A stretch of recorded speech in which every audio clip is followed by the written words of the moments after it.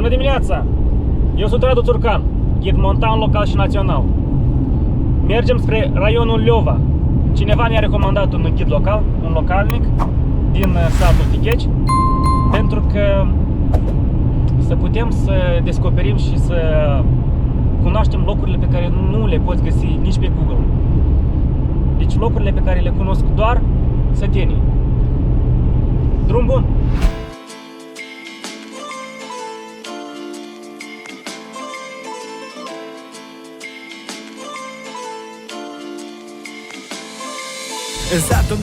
Rad, dacă este ghidul nostru. Ok.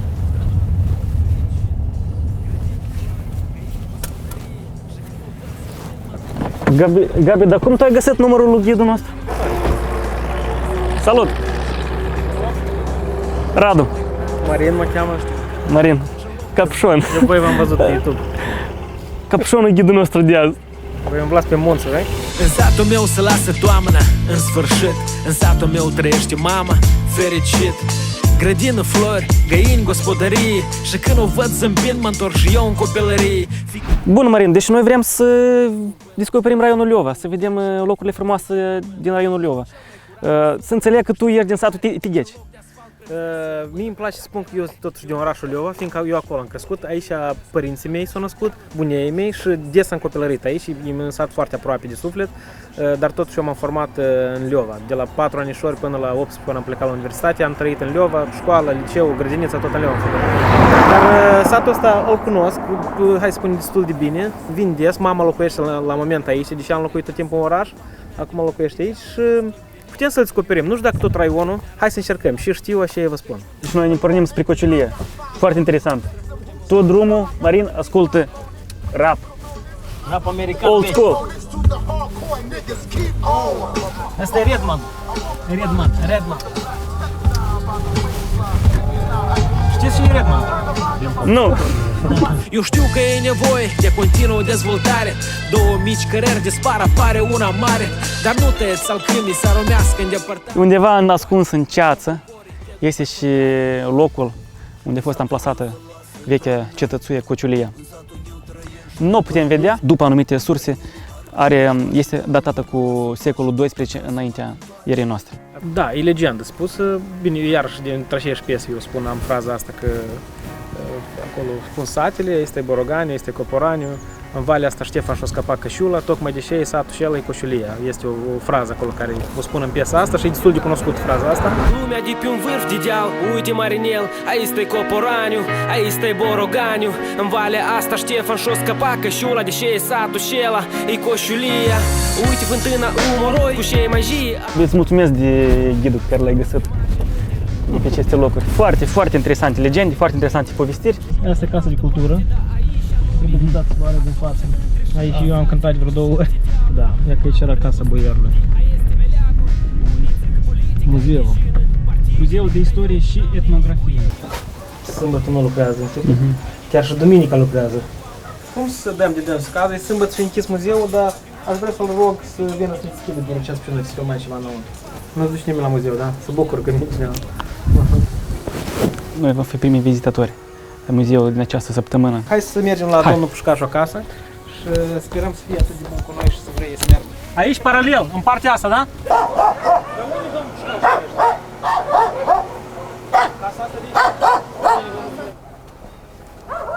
Bună ziua! Bună ziua! A fost în vizită Grigore Vieru cândva în 81 și a lăsat un autograf frumos acolo.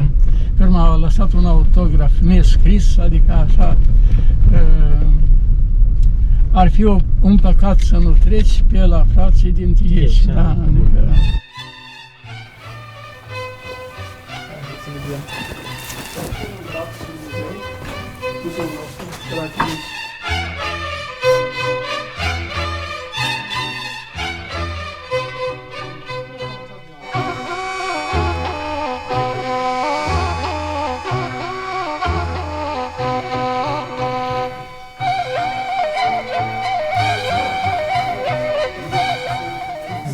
În ce an a fost? 91 a spus, da? 81, da. Grigore Vieru în 81 sau în 91? Da, în 81. Cred că aici a fost și Nicolae Gavija din de lui Grigore Viera, asta e Ortograful Grigore Vieru? Da, da. Care? Aici. Da, da. 3 august 1981. Da, da, da. Și mai devreme de mă știu eu. Despre fiecare exponat din acest muzeu se poate filmat un episod aparte. Vă recomand neapărat să vizitați acest muzeu. Vă mulțumim, domnul Ioan! Sănătate multă vă dorim! Sănătate.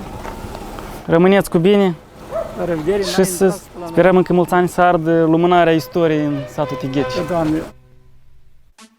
Marin, tu nu mi-ai spus că la tine în sat să mai faci și vin. Da, el se face, eu știam despre asta, știam despre fauturi, dar nu am fost niciodată, eu sunt prima dată și eu aici. Eu am și un videoclip unde apare o sticlă de vin, cu IPAS se numește, și am pus anumit la fauturi, adică știam, dar multe eu tare cunoscut nu să șeput nu sunt noi domeniu. Acestea sunt fermentatoare pentru vinul roșu. Ce miros! Gabi, tu ai poți să redai prin cameră mirosul de aici? Dar nu, că îmi pare că noi azi nu vom bea că suntem la volan, dar azi chiar e ziua vinului, suntem pe 3 octombrie, noi filmăm pe 3 octombrie. Acesta este un must din soiul de struguri Cabernet Sauvignon, stil Provence, zicem noi. De culoare chiar e foarte interesantă. Da, nu intens. Bine v-am găsit, vă mulțumim de invitație, de ospitalitate și pentru faptul că prin vinul din Republica Moldova promovați și Republica Moldova și oamenii din această țară. Foarte bun. Eu am înțeles, sâmbătă în Tigheci nu se muncește, muzeul închis, linia din buteliere tot închis, sâmbătă se servește vin. Plus la asta e tot ziua vinului, hai să fim serioși. Da, azi e ziua vinului. Mai puternic motiv decât e ziua vinului și suntem într-o vinărie, nu și motiv mai doi. Adică, înțelegi?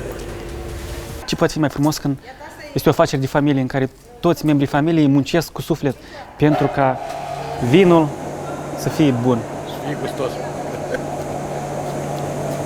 Simți sufletul. Oh.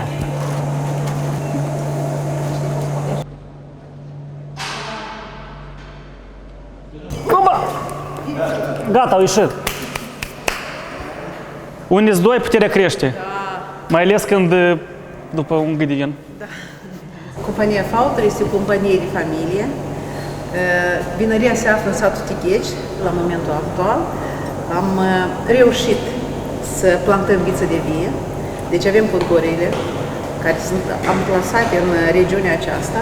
Este un avantaj foarte mare, fiindcă putem să urmărim procesul de calitate de la început și până la sfârșit. Aceste butoaie, mai bine zis, ne-au permis să facem vinuri foarte, foarte vestite în Moldova, așa vin ca negre, un vin emblematic, din două soiuri autohtone. Stilul ce îl dau aceste butoaie ne-a plăcut foarte mult, pentru că vinul își păstrează fructul. Rezultatele ne plac nu numai nouă, dar și consumatorilor. Știi tu ce ții în mână? După câte am înțeles, vinul ăsta negre, e o combinație între fetească neagră și rară neagră. Eu am încercat rară neagră de la mai multe sau de la câteva sau de la unele branduri, dar anume soiul ăsta mi-mi place foarte mult și văd că este o combinație fetească și cu rară neagră. Vinul negru, am înțeles că aici o să fie. Aici, așa, deci punem. De aici ajunge aici. M, de la Marin. Plus T, Tigheci. Marin din Tigheci.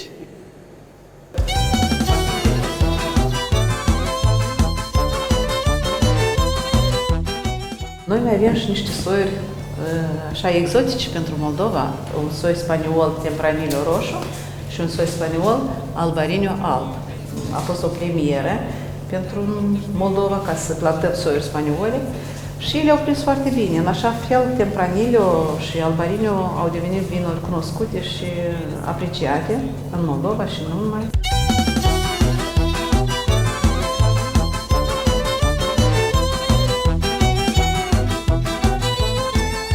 Vinul nostru a ajuns la Parker, datorită importatorului nostru din America, care a hotărât să dea mai multe vinuri, inclusiv și 4 vinuri de ale noastre.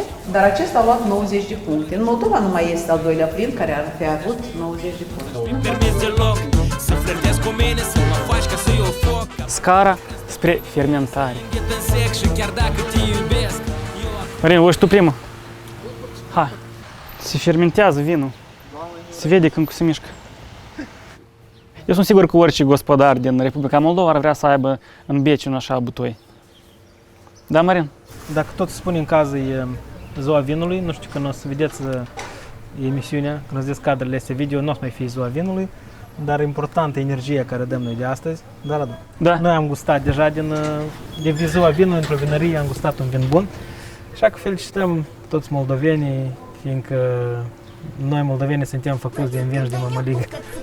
Și am trântit-o. Mă bucur că de ziua vinului sunt la mine în sat, la vinăria din satul meu, sus la înălțime, între atâtea butoaie și să avem un an roditor și beți cu normă, cum a spus Iisus.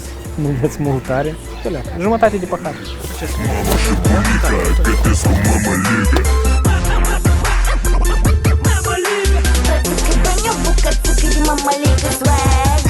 Vine în speție și vecina în galoș. Ea iubește mămăliga cu zame de cocoș. Turaș, noroc! Ce faci? Vrem să ne ducem încolo pe deal, vedem fântâna lui Moroi și țăpoaia și gata. Rog. Deci noi mai avem un ghid care cunoaște locuri încă mai ascunse decât Marin. El e Victor, vecinul Salut, meu. Victor. El este Radu, Gabriel și Victor, încă un Victor. Și Victor a să ne arăte azi locurile care eu nu știu cum să ajung la dânsele. În minte tata ne arăta lumea de pe un vârf de deal. Uite Marinel, aici stai Coporaniu, aici stai Boroganiu. În valea asta Ștefan și-o scăpa cășula, deși e satul șela, e coșulia. Uite fântâna Moroi, cu șei mai jie apă. Uite floarea asta roz pe margină de râpă. Victor, unde mergem noi? Au dincolo.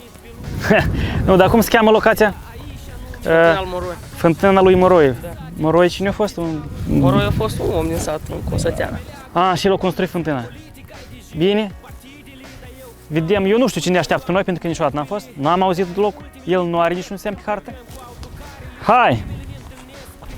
Eu tot am vorbit despre fântâna lui Moroi, odată am zis eu, când m-a dus domnul Ion, că rămau că l-a întrebat pe Victor de fântâna lui Moroi. Parcă se primește ca o legendă de azi, nici căutăm fântâna lui Moroi.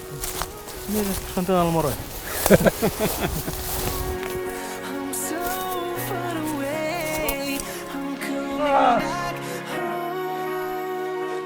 Что, запачкался? Urmă, cu ajutorul lui Victor, am găsit fântâna lui Moroi. Ea așa arată ca o simplă fântână, dar asta e fântână cu tradiție. S-a meritat să ajungi până aici.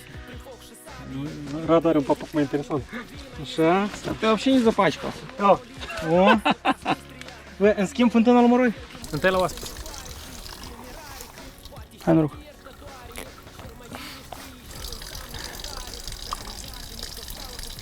Am știu că și e meigiat. De atunci când stânile erau la fiecare kilometru și eu dădeam la... Eu deși insistam tare să vin la fântâna asta, că e legată foarte mult cu copilăria mea. Eu când eram mic, nu știu, nu trășe, cred că mai mult de... aproape fiecare dată când veneam în sat, eu veneam foarte des, veneam numai decât să văd fântâna. Sau dacă nu, peste o dată numai decât veneam. Și fântâna pentru mine era semăna un fel de poveste, parcă știi, mergem să vedem fântâna lui Moroi. Așa tata meu știa că fântâna lui Moroi, fântâna lui Moroi. Înapoi la mașină și după asta la... unde? Mergem la dealul Țăpoaia acum, Dealul Țăpoaia. care e cel mai deal, am spus, cel mai înalt deal din sudul Moldovei.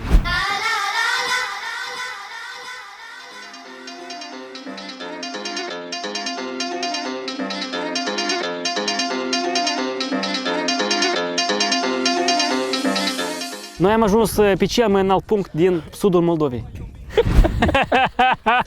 Băi, uite, când ești într-așa un loc, anume așa dispoziții trebuie să ai, știi? Că să fii la graniță când se bucnești în râs. Iar și asta înseamnă energie. Noi, într-adevăr, suntem pe un cel mai, nu pe unul dintre cele mai. De obicei, când spui unul dintre cele mai, asta poate fi pe locul 6 Da. sau 16.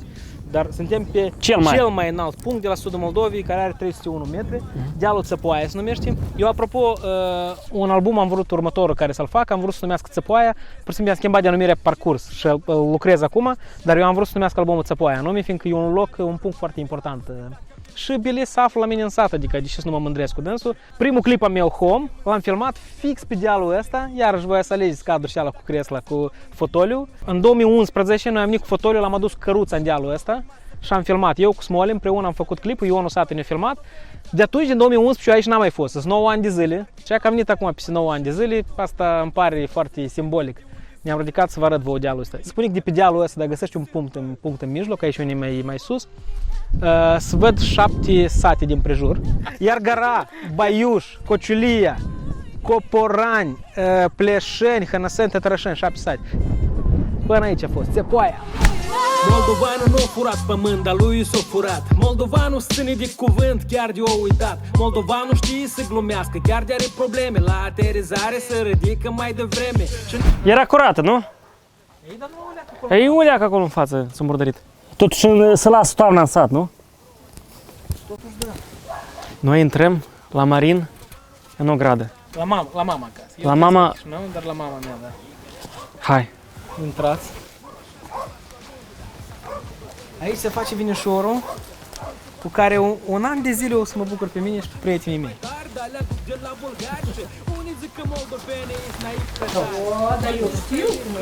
Am fost la... Bună ziua! Bună ziua, bună Bine v-am găsit! Mulțumim, poftim. Ei sunt băieții care din echipa de filmare. Victoraș ne-a ajutat, fără dâns n-ajungem noi acolo precis. Nu. El ne-a ajutat Păi drumul. tu ești gheșean, tu trebuie să știi pe unde. Eu știu aproximativ, dar drumurile, chiar cărările, eu cum să șans? Le aveam mai mult. Totdeauna, de aici ai venit. La 2 ani te-ai dus, dar până atunci ai venit. Și știi că te-ai îmblat în pătricele. Cresla de pe care am fost pe săptămâna. Asta e, asta e. Da, Așa nu e mai și ne fac și stricat. De la căruță. Atunci am stricat la căruță, da? Da, la căruță, da. Ei, hai, noroc, iată, mămicuța ne-a întâlnit, ne-a Dar unde pregătit spune? mâncare. Pune-o și Pun prieteni. Ia așa, uite așa. eu pentru momentul ăsta vin acasă, timp, că noi am cam până de masă, așa. Mă bucur doar că... servește cu noi încă. Până ai spui pe masă, las că... Mă bucur că am terminat emisiunea, eu sper să pornească ok. Și mulțumesc vouă, mulțumesc lui Victor că ne-a ajutat, mulțumesc lui Mamiga că ne-a întâlnit, mulțumesc la Fautor că ne-a dat vin, fiindcă vinul vechi încă s-a terminat deja, dar vinul nou încă nu a venit. De azi înainte, noi știm că avem prieteni chiar și în Tigheci, raionul Leova. Iar pentru a cunoaște noi locuri din Republica Moldova, urmăriți National Moldographic. Hai noroc! Pe care așteptam să o partă când stătem în drum la joacă lângă locul de la poartă.